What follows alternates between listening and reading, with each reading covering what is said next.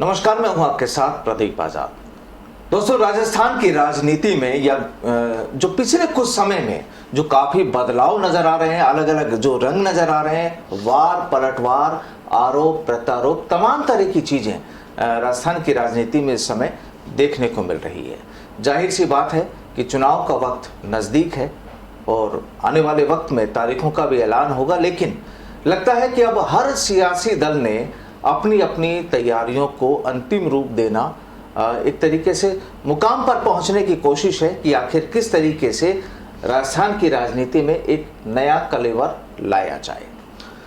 Bharatiya Janata party हो, कांग्रेस हो या तमाम कोई दूसरे विकल्प हो, दूसरी पार्टियां हो, दूसरे लीडर्स हों, सभी के साथ ऐसा कुछ है। राजस्थान की राजनीति पर आज चर्चा होगी। राजस्थान के कुछ उन ज्वलंत मुद्दों पर चर्चा होगी जो इस समय काफी चर्चाओं में है। और इसी चर्चा के लिए आज हमारे साथ मौजूद है भारतीय जनता युवा मोर्चा के प्रदेशाध्यक्ष हिमांशु शर्मा जी। और हिमांशु जी, आपका बहुत बहुत स्वागत है धन्यवाद हमारे इस कार्यक्रम में। और हिमांशु जी, सबसे पहला सवाल की बात करें अगर राजस्थान की सियासत की, तो उसे किस नजरिए से आप देख रहे हैं जो वर्तमान हालात हैं? देखिए, राजस्थान की जो कांग्रेस सरकार है, इसने बहुत सारे कीर्तिमान अपनी सरकार आने के बाद स्थापित किए हैं।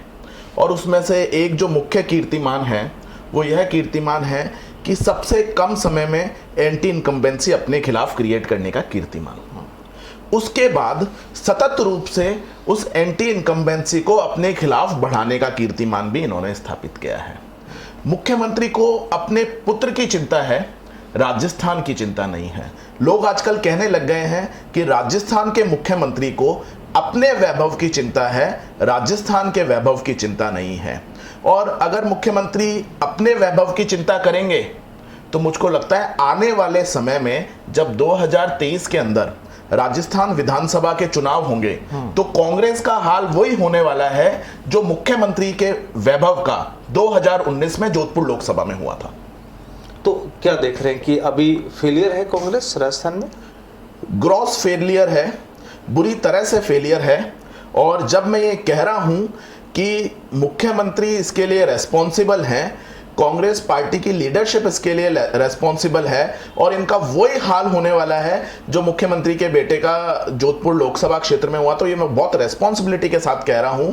आज राजस्थान में कांग्रेस सरकार के खिलाफ सरकार विरोधी लहर जो है वो चरम पर है, पर इससे भी ऊपर जानी है। तो यानी आने वाले टाइम में फिर आप लोगों को फायदा होगा? बहुत बड़ा फायदा होगा। और आप देखिए, आदरणीय मोदी जी के नेतृत्व में केंद्र सरकार जितने अच्छे तरीके से चल रही है, तो राजस्थान के लोग उस चीज को देख रहे हैं। दूसरे प्रदेशों में भी आपने देखा है कि किस तरीके से भारतीय जनता पार्टी बम्पर जीत के साथ सत्ता में आई है। मोदी जी के नेतृत्व में केंद्र सरकार ने, भारतीय जनता पार्टी ने एक नया शब्द इजाद किया, और केवल इजाद नहीं किया, उसका क्रियान्वयन करने का भी काम किया, प्रो इनकम्बेंसी। आपने देखा होगा कि 2014 से पहले जितने भी पॉलिटिकल पंडित थे वो ये मानते थे कि साहब सरकार आई है, सरकार काम करेगी तो उसके खिलाफ एंटी इनकम्बेंसी आएगी। ये भारतीय जनता पार्टी की सरकारें हैं जो काम करती हैं, लास्ट माइल डिलीवरी देती हैं, और जब वो अंतिम व्यक्ति तक पहुंचने का प्रयास करती हैं तो उनके खिलाफ एंटी इनकम्बेंसी नहीं आती है, प्रो इनकम्बेंसी आती है। दूसरी बार जब चुनाव में जाते हैं, ज्यादा मतों के साथ, एक अच्छे वोट के साथ हम लोग पुनः सत्ता में आने का काम कर रहे हैं। ठीक है। अच्छा, एक आप लोगों की ओर से एक हस्ताक्षर अभियान की शुरुआत की गई है, आखिर क्या है मकसद और कहानी क्या है इसके पीछे पूरी? देखिए, मैं कहता हूं कि पिछले 3 साल से बहुत सारे दस्तावेज पब्लिक डोमेन में आए होंगे।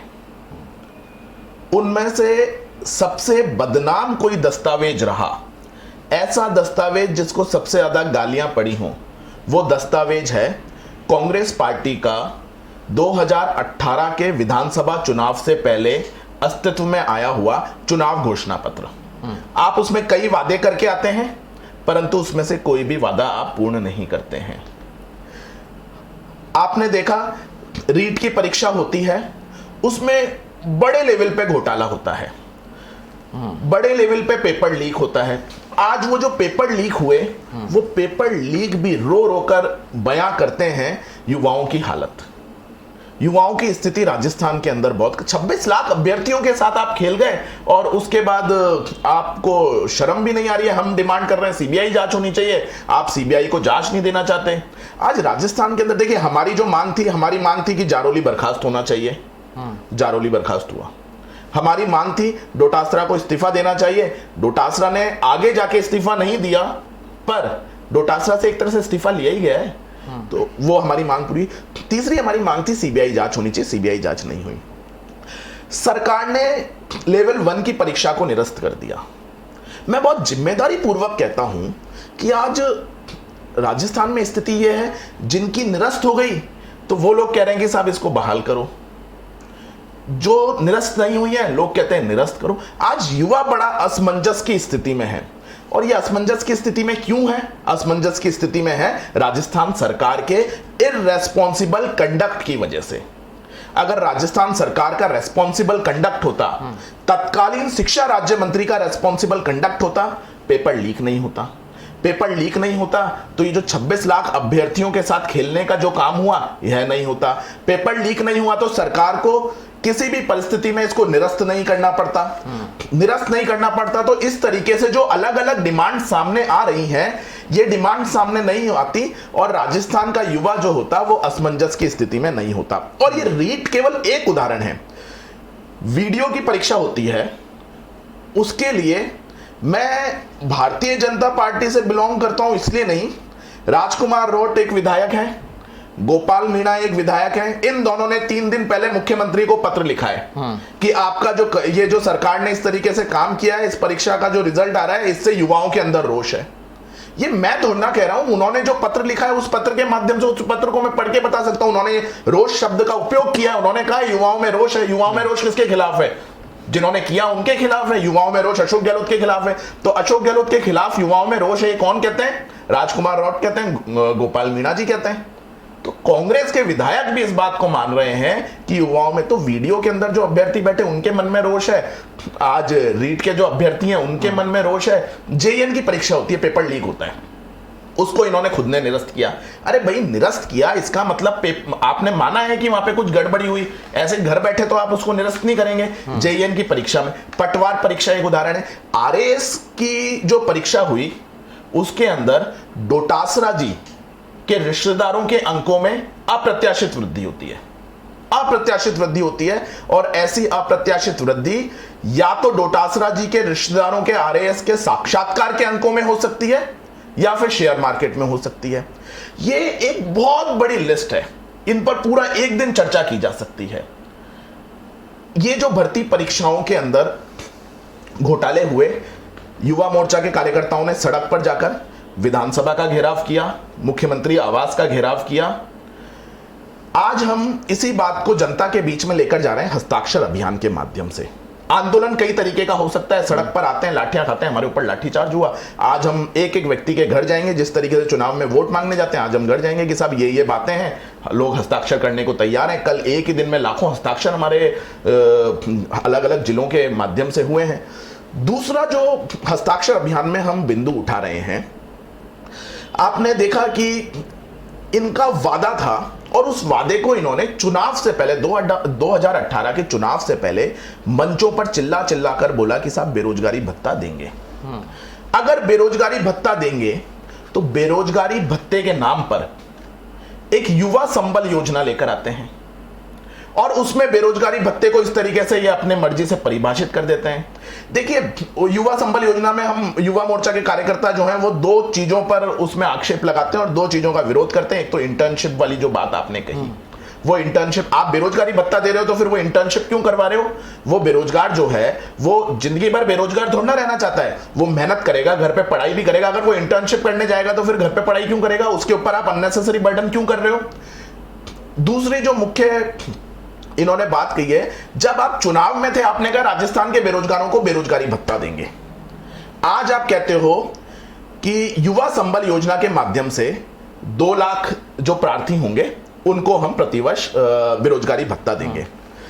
भाई, राजस्थान के सीएम लंबे समय से राजनीति में हैं। क्या राजस्थान के अंदर 2 लाख ही बेरोजगार हैं? 26 लाख अभ्यर्थियों के फॉर्म तो इन्होंने रीट की परीक्षा के अंदर रिसीव किए थे। 26 लाख लोगों के लिए ये लोग कहते थे हमने व्यवस्थाएं की है। तो रीट की परीक्षा में ही अगर 26 लाख अभ्यर्थी बैठ रहे हैं और आप ये कहते हो कि साहब केवल 2 लाख प्रार्थी जो होंगे उनको बेरोजगारी भत्ता दिया जाएगा, तो ये कौन सा न्याय होगा? मैं मुख्यमंत्री से आपके चैनल के माध्यम से पूछना चाहता हूं कि क्या मुख्यमंत्री को उनके संज्ञान में यह बात है कि राजस्थान में मात्र 2 लाख ही बेरोजगार है? अगर 2 लाख बेरोजगार हैं तो मेरे को लगता है कि राजस्थान के अंदर बेरोजगारी बहुत ज्यादा नहीं है, परंतु राजस्थान के अंदर 2 लाख नहीं है। आप देखिएगा कि अगर पिछले 1-1.5 साल में जो परीक्षाएं हुई हैं उसमें कितने अभ्यर्थी बैठे, तो उसमें वो 60, 70, 80, 1 करोड़ तक पहुंच जाएगी वो संख्या। अगर 26 लाख केवल एक रीट में बैठते हैं तो बहुत लंबी फेरिस्ट है, बहुत बड़ा आंकड़ा है। तो उस आंकड़े को आपको देना था। और देखिए, मुझको इंटर्नशिप का जो ये प्रोविजन लाते हैं उससे दिक्कत नहीं है, आप इंटर्नशिप का प्रोविजन लेकर आ जाइए, पर इंटर्नशिप का जो प्रोविजन है वो किसी भी परिस्थिति में बेरोजगारी भत्ते का विकल्प नहीं हो सकता। आप इंटर्नशिप की योजना अलग से बना दीजिए, राजस्थान के युवाओं को इंटर्नशिप का लाभ मिलेगा। जो इंटर्नशिप करना चाहते हैं उनको इंटर्नशिप, फोर्सफुल इंटर्नशिप क्या होती है कि आओ इंटर्नशिप करो, ये हमारा चुनाव घोषणा पत्र के अंदर वादा था, हम पूरा करना चाहते हैं, तुम्हें दबाव में लेकर कराएंगे, ये क्या बात होती है? आप इंटर्नशिप का प्रोविजन रखना चाहते हैं, अगर हिमांशु इंटर्नशिप करना चाहेगा तो करेगा, नहीं करना चाहेगा तो नहीं करेगा। इंटर्नशिप आपका इंटर्नशिप वाला जो प्रोविजन था, यह आपका चुनाव घोषणा पत्र के अंदर कोई वादा थोड़ा ना था। आपका वादा था कि बेरोजगारी भत्ता देंगे, तो बेरोजगारों को बेरोजगारी भत्ता दो, जिनको इंटर्नशिप करनी है उनको इंटर्नशिप कराओ। गुड गवर्नेंस तो यही होती है। अच्छा, यहाँ पर आपने कहा कि आपकी सीबीआई जांच की मांग वो पूरी नहीं हुई, लेकिन अब यहाँ पर ईडी ने एंट्री कर ली है, तो अब क्या आप लोगों को लगता है कि अब वाकई सीबीआई जांच शुरू हो सकती है और अब शिकंजा कसेगा? देखिए, ईडी की जहां तक बात है, ईडी की एंट्री हुई है और कांग्रेस में छटपटाहट है, परंतु अगर अनुसंधान होता है तो इसमें क्या गड़बड़ी है? होने दीजिए ना अनुसंधान, दूध का दूध पानी का पानी हो जाएगा।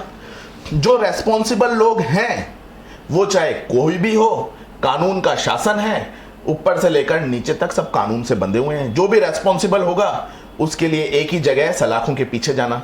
और देखिए, मेरे को तो ये लगता है कि अगर आपको कोई पोजीशन मिलती है और एक रेस्पॉन्सिबल पोजीशन मिलती है जिसमें आपको पब्लिक एट लार्ज का भला करना होता है, जनता का भला करना होता है, उस समय आप उस पोजीशन का मिसयूज करके चुनिंदा लोगों को फायदा देते हो अपने कुछ कारणों के कारण, जिससे आपको कुछ फायदा हो रहा हो।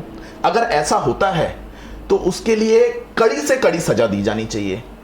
और जब यह काम आपने पब्लिक एट लार्ज का एक बहुत बड़ा ग्रुप जो युवा वर्ग है उसके साथ किया है, उसके साथ खिलवाड़ करने का काम किया है, उसके भविष्य के साथ खेलने का काम किया है, तो उस परिस्थिति में आपको जितने दिन जेलों में रखा जाए वो कम है।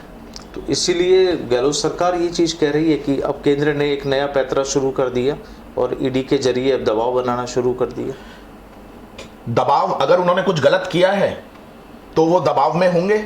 अदरवाइज मैं आज भी कहता हूं, सीबीआई जांच की मांग करते समय भी कह रहा था कि फेयर एंड इम्पार्शियल इन्वेस्टिगेशन होनी चाहिए, निष्पक्ष अनुसंधान होना चाहिए, कोई भी इन्वेस्टिगेशन करे। और देखिए, ईडी हो, कोई भी इन्वेस्टिगेटिंग एजेंसी हो, उसको निष्पक्ष अनुसंधान करना चाहिए। हो सकता है अशोक गहलोत साहब और इनकी पार्टी जिस विचारधारा से ये लोग ताल्लुक रखते हैं, इनको ना तो अनुसंधान एजेंसी पर विश्वास होता है, ना इनको जुडिशरी पर विश्वास होता है। मुझे ऐसा लगता है कोई भी अनुसंधान एजेंसी हो, वो अगर अनुसंधान करेगी, उसका जो अनुसंधान होगा वो न्यायिक प्रक्रिया के अधीन होगा। आप कोई भी एजेंसी करे, वो न्यायिक प्रक्रिया के बाहर जाके नहीं कर सकती, उसका रिव्यू न्यायिक प्रक्रिया के माध्यम से किया जा सकता है। कोई भी एजेंसी अपनी हदें लांघने की अगर कोशिश करेगी तो मेरे को लगता है भारत में अदालतें हैं, अदालतों पर हमको विश्वास होना चाहिए। इस तरीके का इररेस्पॉन्सिबल स्टेटमेंट सीएम की तरफ से, मिनिस्टर्स की तरफ से, या किसी ऐसे नेता की तरफ से जो पब्लिक डोमेन में रहता हो, उनकी तरफ से इस तरीके के स्टेटमेंट नहीं आने चाहिए कि साहब ये इन्वेस्टिगेटिंग एजेंसी हमारे ऊपर दबाव यानी कोई पॉलिटिकल प्रेशर नहीं है ईडी के जरिए। सब मैं ये कहता हूं कि बनाया भी नहीं जा सकता, बनाया भी नहीं जा सकता, क्योंकि यहां पर अदालतें हैं। अगर उनको लगता है कि साहब ईडी का जुरिडिक्शन नहीं है, go and challenge it before the court और कह दो कि साहब जुरिडिक्शन नहीं बनता, इसलिए हम आपको चैलेंज कर रहे हैं। कोर्ट कह देगी कि साहब ईडी का जुरिडिक्शन नहीं बनता। पर एक बंद कमरे में बैठकर केवल कुछ भी स्टेटमेंट दे देना और उसके ऊपर फिर रिएक्ट नहीं करना या उसको इंप्लीमेंट नहीं करना।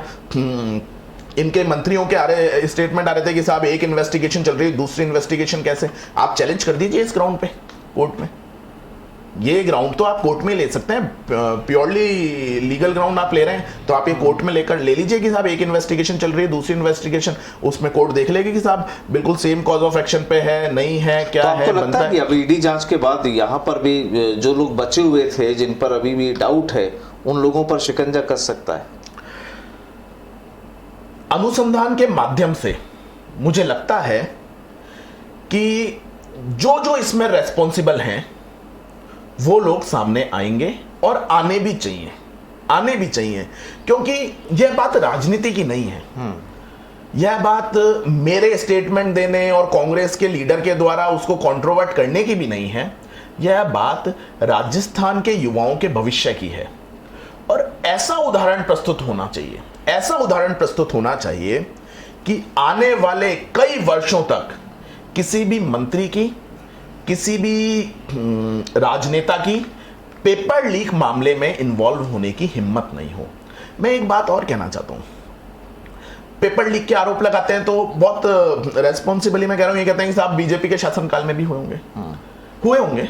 ये जो पेपर लीक प्रकरण है, ये पेपर लीक प्रकरण वो है जब पेपर लीक प्रकरण सरकार द्वारा प्रायोजित होता है। जब सरकार द्वारा प्रायोजित होता है तो सरकार उनको बचाने का भी काम करती है। तो यहां पर सरकार द्वारा प्रायोजित पेपर लीक प्रकरण है, रीट का पेपर लीक प्रकरण। तो डॉक्टर किरोड़ीलाल मीणा ने भी कहा है कि करीब 400 करोड़ का इसमें पूरा घोटाला हुआ है। उन्होंने पहले प्रेस कॉन्फ्रेंस भी करी, उनके संज्ञान में कुछ जानकारियां आई, उनके आधार पर उन्होंने प्रेस कॉन्फ्रेंस करी। मैं आदरणीय किरोड़ीलाल जी की कल ट्वीट भी देखा, या मैंने किसी न्यूज चैनल के माध्यम से उनका ट्वीट देखा, उसमें उन्होंने ये बात कही है और उन्होंने कहा है कि ईडी पे उनको पूरा विश्वास है। और मैं भी इस बात को कह रहा हूं कि अगर इन्वेस्टिगेशन होता है, अनुसंधान होता है, निष्पक्ष अनुसंधान होगा और निष्पक्ष अनुसंधान होगा तो इनके कई लोग अंदर क्योंकि इन्होंने काफी सबूत, जो ये बताते हैं कि काफी सबूत भी इन्होंने जांच एजेंसियों को दिए हैं। आदरणीय किरोड़ी जी ने तो खुद ही वो इन्वेस्टिगेटिंग एजेंसी के पास चले गए थे जब ये मुख्यमंत्री लोगों को धमकाने की कोशिश कर रहे थे, तो वो खुद ही इन्वेस्टिगेटिंग एजेंसी के पास चले गए थे कि लो आओ मेरे को इन्वेस्टिगेट करो, मेरे से अनुसंधान करो, तो उन्होंने अनुसंधान नहीं किया। यानी ये बिल्कुल ठीक थे। अच्छा, कल आपका एक मानसरोवर में एक हस्ताक्षर से रिलेटेड आपका प्रोग्राम था, तो उसमें क्या किरोड़ी जी पहुंचे थे वहां पर? नहीं, वो हर जिले का अभियान था, हर जिलों में इस तरीके के हो रहे थे। और जयपुर में जो अभियान हुआ, जयपुर में इसकी लॉन्चिंग हमारे भारतीय जनता पार्टी के प्रदेश अध्यक्ष आदरणीय सतीश जी पूनिया के नेतृत्व में उन्होंने आकर भी वहां पर हस्ताक्षर किया और वहां पर लगभग 500-600 युवा थे, उन सभी ने वहां पर हस्ताक्षर करके जो हमारी मुहिम है, राजस्थान सरकार ने भर्ती परीक्षाओं में जो अनियमितताएं की है उसका विरोध किया और साथ साथ बेरोजगारी भत्ते की मांग भी की। अच्छा, यहाँ अभी आप लोग करौली जा रहे थे जी, लेकिन वहां पर पुलिस ने रोका, तो पहला सवाल तो ये कि रोकने की वजह वहां पर क्या थी? फिर मैं दूसरे सवाल पर आता। देखिए, सवाल तो अच्छा है पर गलत व्यक्ति से है। यह आपको वहां पे जो इन्होंने 6 एसपी लगा रखे थे, उन एसपी से पूछना चाहिए कि साहब आपने इनको क्यों रोका। जो पुलिस इस बात में विफल हो गई कि उन मकानों पर पत्थर कैसे पहुंचे इस बात का अनुसंधान नहीं करवा पा रही है, उन मकानों पर पत्थर एकत्र होने दिए गए, इकट्ठे होने दिए गए, यह काम इन्होंने करवा दिया, तो वो हमको रोकने का काम कर रही है। रोकने का काम कर रही थी तो हम लोगों ने वहां पे गिरफ्तारी दी, उन्होंने अरेस्ट किया। लेकिन इतने आप लोग वहां पर लोगों से मिलने गए थे, आप उनका हालचाल जानने गए थे, मौका देखने गए थे, तो इतनी भीड़ वहां पर पहुंचने की वजह क्या थी? पूनिया जी थे, सूर्या जी थे, आप थे और तमाम आपके साथ काफी तादाद में लोग थे। देखिए, ये न्याय यात्रा थी। करौली में जो दंगा हुआ उसके जो पीड़ित हैं उनको न्याय दिलाने के लिए हम लोग गए थे, और एक विश्वास हिंदू समाज के अंदर पैदा हो कि अगर उनके खिलाफ कोई काम करता है तो पूरा हिंदू समाज एक है, सभी लोग एक हैं और उनके लिए सभी लोग खड़े हुए हैं। पर जब हिंदू समाज में विश्वास दिलाने जा रहे हैं तो रोकने का काम कांग्रेस पार्टी कर लेकिन रही उस है। समय तो कर्फ्यू धारा 144 से भी सारी चीजें थी, तो वहां पर क्या ये चीज ठीक थी कि आप इतनी तादाद में लोग वहां पर जा रहे हैं? देखिए, बहुत अच्छा प्रश्न है और इसका मैं उत्तर देना चाहूंगा। जब हमने इस कार्यक्रम को बनाया, यह 13 तारीख का कार्यक्रम था, 12 तारीख तक कर्फ्यू था वहां पे, 13 के लिए कोई कर्फ्यू ही नहीं था वहां पे। चूंकि उन्हें पता चला कि हम जाने वाले हैं, वहां पर कर्फ्यू लगा दिया गया। क्योंकि उसके बाद हमारा कार्यक्रम हो गया, हमें रोका गया, हम वापस आए, उसके बाद वहां से कर्फ्यू भी हट गया 2 दिन बाद। बहुत महत्वपूर्ण बात यह भी है कि कर्फ्यू क्यों लगाया गया वहां पे। वहां पर जो अनुसंधान हो रहा था बहुत लंबे टाइम तक, तो 2 तारीख का इंसिडेंट था, बहुत लंबे टाइम तक तो एफआईआर ही पब्लिक डोमेन में नहीं आती है। वहां पर जो अनुसंधान हो रहा था वो मुख्य अभियुक्त को पकड़ने के लिए नहीं, मुख्य अभियुक्त को बचाने के लिए हो रहा था। जिसके खिलाफ मेन एलिगेशन लग रहे हैं उसको तो करौली कलेक्टर पीस कमेटी में अपने दाहिने हाथ की तरफ या बाएं हाथ की तरफ बैठा के रखते हैं। तो ये शर्मिंदगी की बात नहीं है तो क्या है? मुख्य अभियुक्त को कलेक्टर पीस कमेटी के अंदर बैठा के रखते हैं। जो लोग हिंदू समाज में विश्वास पैदा करने के लिए वहां जाना चाहते हैं उनको आप सीमा पर रोकते हो। वहां का जो आमजन है उसके अंदर डर पैदा करने का काम प्रशासन ने किया। उनको नोटिस थमाए गए, इतने एन मास नोटिस जारी करते हुए आपने कभी देखा? पता नहीं कितने नोटिस, हजारों नोटिस एक दिन में ये लोग जारी करने लग गए। देखिए, इस तरीके का जो कृत्य होता है, तो यानी यहाँ पर पुलिस भी पक्षपात का पूरा खेल देख रही है, कर रही है। और मैं इसका उदाहरण देता हूं। 7 तारीख से इन्होंने एफआईआर लॉन्च करने लगी, और यह मैं उदाहरण इसलिए दे रहा हूं, ये सभी को पता भी होना चाहिए और आपको, इसलिए आप इसके साथ लिंक करेंगे। आपने बहुत लंबे टाइम तक क्राइम बीट को देखा है। कोई भी इंसिडेंट होता है तो उसके अंदर अगर अनुसंधान करना है तो precondition is launchment of first information report, प्रथम सूचना रिपोर्ट दर्ज करेंगे। यहां पर पुलिस ने प्रथम सूचना रिपोर्ट को दर्ज किया, उसके अपने कंटेंट हैं। उसमें बिल्कुल पुलिस ने कहा है कि एक शांतिपूर्वक रैली निकल रही थी और उनके ऊपर पथराव किया गया। क्या ऐसी परिस्थितियां आ गई कि 7 तारीख के बाद में बल्क में एफआईआर लॉन्च करने लग गए? क्या राजस्थान पुलिस को कानून की कम समझ है? राजस्थान पुलिस को यह नहीं पता कि multiple FIR should not be launched, subsequent FIR should not be launched. एक इंसिडेंट के लिए एक एफआईआर, उसमें अनुसंधान कीजिए। ऐसा थोड़ा थर्ड पर्सन आ गया कि साहब मेरे भी मारा था, उसको उसमें विटनेस बनाइए और जिसने मारा था उसको अरेस्ट कीजिए। पर मल्टीपल एफआईआर्स लॉन्च होती हैं, सब्सिक्वेंट एफआईआर्स लॉन्च होती हैं। ये जो कंडक्ट है राजस्थान पुलिस का, this conduct is contrary to the judgement of the honourable supreme court. Honourable supreme court ने कई जजमेंट्स में कह रखा है subsequent FIR in respect to the same incident is not maintainable. तो ये जो 2 तारीख को एफआईआर हुई, उसके बाद 7 तारीख से 17 तारीख तक की, 17 तारीख की लास्ट एफआईआर मेरे पास है। 17 तारीख की इतनी डिटेल्ड एफआईआर इन्होंने बना दी है, इतनी डिटेल्ड एफआईआर।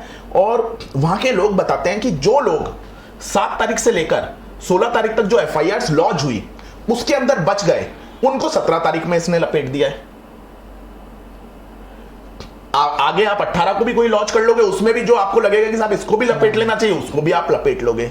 देखिए, this is called misuse of the provisions of the law. अच्छा, यहाँ पर एक चीज और हुई थी कि यहाँ डीजीपी ने भी प्रेस कॉन्फ्रेंस की थी, करौली की पुलिस ने भी जो चीजें बताई थी, तो उस समय भी एक मुद्दा ये उठा था कि डीजी की पीसी में कुछ जो ऐसी बातें आ रही हैं जो करौली पुलिस को ही काट कर रही है, कॉन्ट्रेरी थी। हाँ। बिल्कुल सही पॉइंट आउट किया है आपने कि जो पहली एफआईआर है उसमें कहते हैं कि साहब शांतिपूर्वक जा रहे थे। पुलिस की एफआईआर है वो एफआईआर हर तरीके से लॉन्च हो सकती है। कोई खुद जाके गए कि साहब मैं इसमें विक्टिम हूँ, एफआईआर लॉन्च। कई बार पुलिस फर्स्ट इंफॉर्मेशन लॉन्च करती है, रिपोर्ट लॉन्च करती है। पुलिस की एफआईआर होती वो, उस पुलिस की एफआईआर में जो बातें कही गई हैं वो यहां जो प्रेस कॉन्फ्रेंस हुई उसकी कॉन्ट्रेरी है दोनों की। तो ये खुद ही कहें कि साहब कौन सच है। और अगर इनिशियली इन लोगों में इतना कॉन्ट्राडिक्शन है, इन्वेस्टिगेशन में क्या होना है? ये इन्वेस्टिगेशन जो हो रही है ये केवल सोशल इंजीनियरिंग मेंटेन करने का काम हो रहा है कि जितने मुस्लिम्स को पकड़ते हो जितने उतने हिंदुओं को पकड़ो। देखिए कानून व्यवस्था ऐसे नहीं चलती। जिसने किया है उसको पकड़िए, उसको पकड़िए। Who is responsible? अगर कोई रेस्पॉन्सिबल नहीं है तो उसको क्यों पकड़ते हो? क्या इस तरीके से इन्होंने इन्वेस्टिगेशन आज तक किया है कि वहां पे पत्थर कैसे पहुंचे, पत्थर क्यों फेंके गए, क्या जरूरत थी फेंकने की? इस तरीके से अनुसंधान होना चाहिए था। हिंदुओं के खिलाफ जो एफआईआर लॉन्च इन्होंने करी हैं, जिस तरीके से करी हैं, डिटेल्ड एफआईआर लॉन्च करके हर किसी को नाम दे रहे हैं। मैंने एक ट्वीट किया, उसको वो मेरा ट्विटर तो पब्लिक डोमेन पे, उसमें किसी ने लिखा है कि साहब मेरा नाम एफआईआर में है बट उस दिन मैं करौली में था ही नहीं, मैं जयपुर में था। प्ली ऑफ एलिबाई भी कुछ होता है कि वो व्यक्ति वहां था ही नहीं जहां पे इंसिडेंट हुआ। अगर वो वहां नहीं था तो भी उसका नाम आपने लॉन्च कर लिया। ये लॉन्च करवा कौन रहा है? This is called politics of appeasement.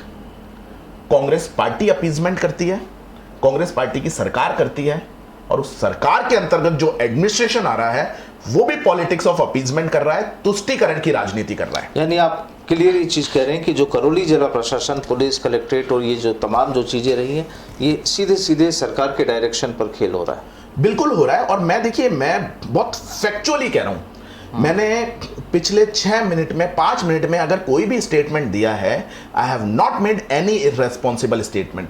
मैं फैक्चुअल जो वहां की डिटेल्स हैं, डीजीपी आईजी जिसको देखना वो देख ले। सुप्रीम कोर्ट का जजमेंट है कि सब्सिक्वेंट एफआईआर लॉन्च होनी चाहिए, नहीं होनी चाहिए। इस तरीके के मामले में तो बिल्कुल नहीं होनी चाहिए। एक एफआईआर लॉन्च हो गई, उसके बेसिस पे आप अनुसंधान कीजिए।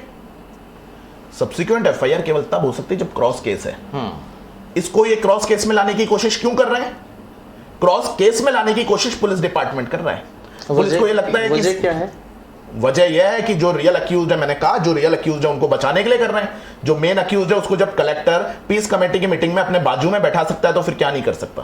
क्या लालच हो सकता है फिर इसमें? सरकार का इशारा है सोशल इंजीनियरिंग कीजिए और अपीजमेंट की पॉलिटिक्स हम करते हैं, आप अपीजमेंट के आधार पर एडमिनिस्ट्रेशन को चलाइए। अच्छा, एक आर्थिक बहिष्कार की भी आपने कोई बात की है। ये आर्थिक बहिष्कार क्या है, किसका बहिष्कार है ये? देखिए बात ऐसी है, 144 लगाई जाती है कोटा के अंदर। सरकार ने 144 लगाई, हमने उसका विरोध किया। 144 क्यों लगाई सरकार ने? क्या आवश्यकता थी? हिंदू त्योहार जब आते हैं तो कांग्रेस सरकार हिंदू त्योहारों का जो उत्साह है उसको कम करने के लिए लगाती है। बीकानेर में इन्होंने किया। उसके बाद एक दिन पहले, नव संवत्सर से एक दिन पहले सीकर के अंदर ये कहते हैं कि साहब डीजे वाले जो हैं वो डीजे नहीं बजाएंगे। ये क्या बात हो गई? तो कांग्रेस जो है वो हिंदुओं को दबाने का काम कर रही है। हिंदू किसी भी परिस्थिति में नहीं दबेगा। हम इस देश के अंदर हिंदू मुस्लिम भाईचारे के साथ रहने वाले लोग हैं, पर अगर इस तरीके के हमारे हिंदुओं के ऊपर पत्थर फेंके जाएंगे, उन परिस्थितियों में हम मुस्लिमों के साथ खड़े नहीं होंगे। और देखिए जिम्मेदारी बनती है, कई मुस्लिम भाई ऐसे हो सकते हैं जो बोले कि साहब हमने तो कुछ नहीं किया। तो हम उनसे आग्रह करते हैं कि आप अपने भाइयों को रोकिए। यहां पे ऐसा नहीं हो सकता है। यहां अगर मुस्लिम रैली निकालते हैं तो हम लोगों ने कभी पत्थरबाजी की? क्या कभी की? कोई उदाहरण बताइए। हम लोगों ने कभी पत्थरबाजी नहीं करी। तो ये देश जो है, ये देश ऐसे नहीं चल सकता कि हिंदू जा रहे हैं उनके ऊपर आप पत्थरबाजी करोगे। और आज आप जयपुर के अंदर ड्रोन से ये कराइए, जहां पे मुस्लिम बहुल क्षेत्र है वहां पे छतों पे पत्थर क्यों मिल रहे हैं? ये छतों पे पत्थर कहां से पहुंच रहे हैं? अगर इस तरीके की परिस्थिति होगी तो हाँ, मैंने कहा है, मैं बहुत रेस्पॉन्सिबली कह रहा हूं कि हाँ, अगर इस तरीके की परिस्थिति होगी कि घरों पे पत्थर रखे जाएंगे और एक अलग से कॉलोनियां बसी जाएंगी, लव जिहाद से लैंड जिहाद तक की अगर यात्रा तय होगी, तो हाँ, मैंने लिखा है वो पब्लिक डोमेन में, उससे मैं क्यों ना करूंगा कि आज मीडिया के सामने आकर नकार जाएंगे। मैंने कहा है कि हाँ, इनका बहिष्कार होना चाहिए, आर्थिक बहिष्कार हम करेंगे उस परिस्थिति के अंदर। तो उसमें क्या होगा, मतलब इनसे बिजनेस नहीं होगा? हाँ, बिजनेस ट्रांजैक्शन नहीं करने चाहिए, हमें उन परिस्थितियों में नहीं करने चाहिए। क्यों? और देखिए, ये कोई बहुत ऐसी बहुत डिफिकल्ट बात नहीं है कि which is very difficult to understand. ये बहुत सीधी सी बात है। आज आप और मैं भी फाइनेंशियल ट्रांजैक्शन नहीं करेंगे, बिजनेस ट्रांजैक्शन नहीं करेंगे अगर मैं आपके सर के ऊपर पत्थर फेंकूंगा। बिल्कुल। यहां पे जो इंसिडेंट हुए हैं, हिंदू कम्युनिटी को टारगेट करके हुए हैं। हिंदुओं की रैली निकल रही थी, उनके ऊपर पत्थर फेंक दिए गए। लैंड जिहाद जो होता है वो हिंदुओं को टारगेट करके होता है, लव जिहाद जो होता है वो हिंदुओं को टारगेट करके होता है। तो अगर मैं आपको टारगेट करूंगा, आप मेरे से बिजनेस ट्रांजैक्शन नहीं करेंगे, अगर धर्म भी एक दूसरे को टारगेट करेंगे तो उसमें वो क्यों बिजनेस ट्रांजैक्शन करेंगे? उसके बाद भी इसके पीछे हमारा उद्देश्य यही है कि इस देश के अंदर शांति होनी चाहिए, सभी लोग मिलजुल कर रहे हैं। इस तरीके की परिस्थितियां पैदा होती हैं तो वो गलत है, पर ये परिस्थितियां पैदा भी इसलिए हो रही है क्योंकि इनको कांग्रेस सरकार जो है और कांग्रेस पार्टी जो है वो इस तरीके की ये क्लियर सी चीज है कि यहाँ पर भी राजनीति है। यहाँ पर राजनीति है। आप देखिए ना, राजस्थान का मुख्यमंत्री किस तरीके का स्टेटमेंट दे देता है कि साहब नड्डा जी आए थे, वो करवा के गए। राजस्थान के मुख्यमंत्री को ये पता है नड्डा जी क्यों आए थे? नड्डा जी का अपना कार्यक्रम था, सवाई माधोपुर आए थे, वो पहले से तय था। इसमें नड्डा जी का क्या रोल हो सकता है? और ये रोल कोई मान भी नहीं रहा है। आप देखिए कि मुख्यमंत्री इस तरीके का स्टेटमेंट देने लग गए हैं कि जिस पर राजस्थान की जनता ही विश्वास नहीं कर रही है। तो ऐसा स्टेटमेंट देकर कोई उन्होंने हमारी पार्टी के नेता के ऊपर कोई एलिगेशन नहीं लगाया है। ऐसा स्टेटमेंट देकर राजस्थान के मुख्यमंत्री ने अपने स्टेटमेंट की वैल्यू कम कर दी। अच्छा हिमांशु जी, दिल्ली में और भी कई जगह जो पिछले 2-4 दिनों में जो तस्वीरें आ रही हैं, क्या ये भी पूरी राजनीति की वजह है? देखिए, दिल्ली के अंदर कल जब इन्वेस्टिगेशन करने जाते हैं तो इन्वेस्टिगेटिंग एजेंसी के लोगों के ऊपर हमला कर दिया जाता है। This is the last attempt to save their political capital, और वो उसके लिए कुछ भी करेंगे। इसलिए मैं कहना चाहता हूं, जो भाजपा शासित प्रदेश हैं और कांग्रेस शासित प्रदेश हैं, उनमें यही अंतर है। अगर भाजपा शासित प्रदेशों में ऐसा होता है तो वहां पर पुलिस के द्वारा एक्शन लिया जाता है। कांग्रेस शासित प्रदेश में ऐसा होता है तो वहां पर उस कम्युनिटी को बचाकर, मुख्य अभियुक्त को बचाकर, सोशल इंजीनियरिंग करके तुष्टीकरण की राजनीति की जाती है। This is the difference between BJP ruled state और कांग्रेस रूल्ड स्टेट। राजस्थान की राजनीति की अगर हम बात करें तो किस तरह से ले रहे हैं कि अब सरकार के ऊपर क्या वाकई कोई संकट के बादल हैं, या क्या कहानी क्या हो सकती है? क्योंकि गहलोत वर्सेस पायलट लंबे समय से राजस्थान में भी चल रहा है। देखिए, ये लोग अपने ही लोगों से घिरे हुए हैं। गहलोत वर्सेस पायलट चल रहा है लंबे समय से। ये इनके घर की लड़ाई थी, इस पर कमेंट ना करें तो भी चल जाएगा, पर इनकी घर की लड़ाई को ये सड़क पर लेकर आए, और जब ये सड़क पर लेकर आए तो हम कमेंट कर रहे हैं, अदरवाइज हम कमेंट नहीं करते। इनके घर की लड़ाई की वजह से आज राजस्थान के अंदर ये लोग डिलीवरी देने में असक्षम हैं। इतनी लंबी अपन ने बात करी। आप देखिए, इन बातों से कांग्रेस सरकार के लिए सिर्फ नेगेटिव चीजें सामने आती हैं। राजस्थान का युवा त्रस्त है। यही इंटरव्यू आज से 1 महीने पहले हम कर रहे होते, महिलाओं के खिलाफ अत्याचार की बात हम करते। महिलाओं के खिलाफ अत्याचार में राजस्थान राइज कर रहा है और टॉप नंबर पे पूरे देश के अंदर आ रहा है। उसके बाद आज अगर हम कर रहे हैं तो आप देखिए किस तरीके के सांप्रदायिक दंगे राजस्थान के अंदर हो रहे हैं। महिलाओं के खिलाफ अत्याचार में आप कीर्तिमान स्थापित कर रहे थे, आज सांप्रदायिक दंगों के अंदर आप कीर्तिमान स्थापित कर रहे हो। तो इस तरीके की अगर सरकार होगी और फिर आपके अंदर जो चल रहा है वो भी किसी से छुपा हुआ नहीं है, तो इस तरीके की सरकार होगी तो मुझको लगता है इनके लिए अगर कोई अगला कीर्तिमान स्थापित करना बचा है तो वो कीर्तिमान स्थापित करना यह बचा है कि गिर पड़ के कैसे भी ये 5 साल की सरकार चला लें। तो आगे की तैयारियां अपनी कैसी हैं? भारतीय जनता पार्टी का संगठन मजबूत है। आपने देखा कि किस तरीके से जब जब कांग्रेस सरकार राजस्थान के युवाओं के ऊपर, राजस्थान की जनता के ऊपर कुठाराघात करती है, हम लोग सड़क पर रहते हैं। हमारे युवा मोर्चा के कार्यकर्ताओं ने राजस्थान में करोड़ों लोगों को न्याय दिलाने का काम किया। मैं एक उदाहरण दूंगा। राजस्थान विधानसभा के अंदर एक बिल प्रस्तुत किया जाता है और इनकी जो बची कुची मेजॉरिटी है उसके आधार पर उस बिल को ये लोग पास करवाते हैं। उस बिल का उद्देश्य था, उस बिल के माध्यम से ये बाल विवाह को वैधानिक दर्जा देने का काम करते हैं। केवल राजस्थान के युवा थे, राजस्थान युवा मोर्चा के कार्यकर्ता थे, भारतीय जनता युवा मोर्चा के कार्यकर्ता थे जिन्होंने सड़कों पर आकर उसका विरोध किया। मैं आपसे यह आग्रह करना चाहता हूं कि इस बात का रिसर्च होना चाहिए कि कौन सा संगठन उस बिल के खिलाफ आकर खड़ा हुआ। किसी भी लाइब्रेरी में आप जाके देख लीजिए, हम लोग सड़क पर थे, हम लोगों ने पुलिस के डंडे खाए, हम लोगों के ऊपर लाठीचार्ज हुआ। मैं स्वयं उदयपुर में मैंने प्रदर्शन किया, मैंने टोंक में प्रदर्शन किया, मैंने कोटा के अंदर प्रदर्शन किया। मैं खुद जो हमारे जिलों में प्रदर्शन हुए, 3-4 जिलों में मैं खुद रहा वहां पर और हमने बड़े प्रदर्शन किए वहां पर, हमने इसका विरोध किया। मुख्यमंत्री दबाव में आए, उन्होंने वापस लिया। देखिए, ये तो हम हमारी बहनों के लिए सड़कों पर आए थे, बहनों के लिए सड़कों पर आए थे कि इस तरीके का काम क्यों हो रहा है कि सब बाल विवाह को वैधानिक करने का काम हो रहा है। प्रारंभ से जब कोरोना का काल था, इन लोगों के कार्यालयों में ताले लगे हुए थे। ये लोग अपनी सरकार बचाने के लिए होटल में बैठे हुए थे। हमारे युवा मोर्चा के कार्यकर्ता अपनी जान पर खेलकर लोगों को दवाई पहुंचाने का काम कर रहे थे। लोगों को इंजेक्शंस किस तरीके से सरकार के माध्यम से अवेलेबल हो सकते हैं, इस बात का काम हम लोग कर रहे थे। मास्क वितरण का काम कर रहे थे, सैनिटाइजर वितरण का काम कर रहे थे, भोजन के पैकेट्स का वितरण का काम कर रहे थे, राशन सामग्री के वितरण का काम कर रहे थे। हॉस्पिटल में बेड कैसे अवेलेबल करवा सकते हैं किसी नीडी व्यक्ति को, इसकी व्यवस्था हम लोग कर रहे थे। सेवा का काम हमने किया, आंदोलनों का काम हमने किया और आंदोलनों का काम, हर तरीके के आंदोलन हमने किए। इस परिस्थिति में आप देखिए, अगर राजस्थान के अंदर आज जनता के सामने भी विकल्प जो है केवल भारतीय जनता पार्टी है और भारतीय जनता पार्टी सत्ता में आएगी सुशासन के माध्यम से, हर बार सतत विजय के आधार पर। 2023 में आप लोगों की सीट पक्की है, 2023 में, और उसके बाद सतत विजय की तरफ भारतीय जनता पार्टी राजस्थान में बढ़ेगी। यानी कांग्रेस को रिपीट नहीं होने देंगे आप? कांग्रेस के अब दिन लद गए और मैं अपने मुंह से कहूं कि कांग्रेस को रिपीट नहीं होने देंगे तो मुझको लगता है कि ये बड़ी बात हो जाएगी। वो लोग खुद ही ये सोचकर बैठे हैं कि अगले 30-40 साल तक कांग्रेस का कोई भविष्य नहीं है।